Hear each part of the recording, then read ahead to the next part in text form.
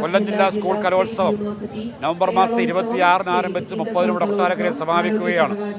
കഥകളിയുടെ ഈറ്റില്ലമായ കൊട്ടാരക്കരയിൽ ഈ കലാമാമാങ്കം ഏവർക്കും ആവേശഭരിതമാണ്. കൊല്ലം ജില്ലയിലെ വിവിധ വിദ്യാഭ്യാസം എത്തിച്ചേരുന്ന എല്ലാ വിദ്യാർത്ഥികൾക്കും, കലാകാരന്മാർ, കലാകാരികൾക്കും, ഇത് കാണുവാനെത്തുന്നവർ, നാട്ടുകാർ എല്ലാവർക്കും കൊട്ടാരക്കര നഗരസഭയുടെ പേരിലുള്ള പ്രത്യേക അഭിവാദ്യം അർപ്പിക്കുകയാണ്.